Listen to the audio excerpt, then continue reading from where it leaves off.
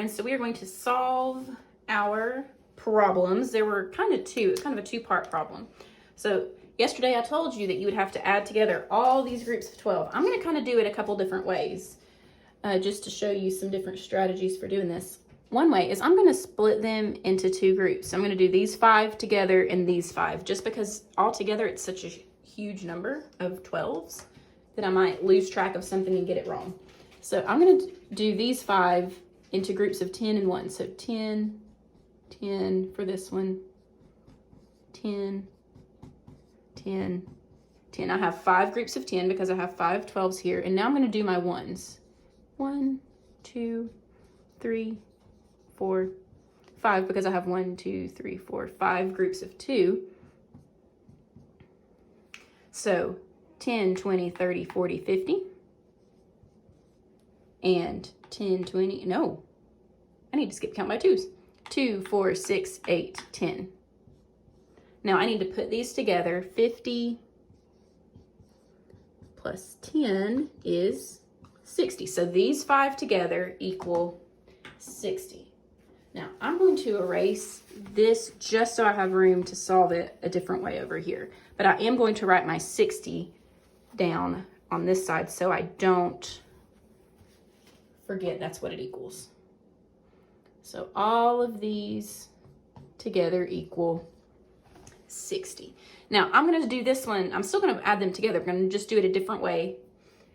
I'm going to put 12 and 12 together and this 12 and 12 together to start. I know 12 and 12 from up here. I know that that is 24 and 24.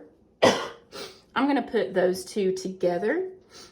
2 10s plus 2 10s is 4 10s. 4 1s plus 4 1s is 8 1s. But I'm not done because look, I've got another extra little 12 over here. So 48 plus 12. 4 10s plus 1 10 is 5 10s, but 8 plus 2 is 10. So I have 5 10s plus another 10. That should sound familiar because that makes 6 10s, which is 60. So I have 60 from this side and 60 from this side because I did 5 12s each. So now again, I'm going to erase this just so I have room.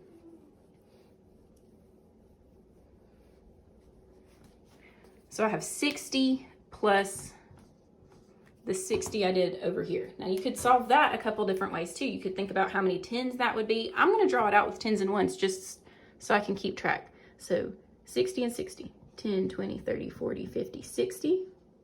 Now I'm going to count on another 60. 10, 20, 30, 40, 50, 60. But I'm going to label them by counting on. So I'm at 60 already, 70, 80, 90, 100. 10 more than 100 is 110. 10 more than that is 120. So here, when it is full grown, this tree will be 120 inches.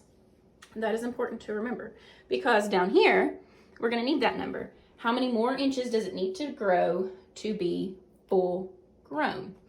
Well, right now, it's only 24 inches. So when it's full grown, it will be 120 inches. Right now, it's at 24. So if I take away what it has already grown and I figure out how much it has left, I can take away the 24 from the total of 120. It's already done growing that much. We need to figure out how much left it has to grow. So I'm going to do 120. I'm going to do it in these 10s just like I did up here. 10, 20, 30, 40, 50, 60, 70, 80, 90, 100, 110, 120. I didn't do it in sheets because I know that I'm going to have to take away that 4 and I didn't want to have to do that with sheets. So I have 120. I need to take away 20. 10, 20. That leaves me with just 100, but I need to take away the 4. So I'm going to finish putting my labels on here. This marker isn't as small as my other one, so they don't fit quite as well, but that's okay. All right, so now we're all labeled up.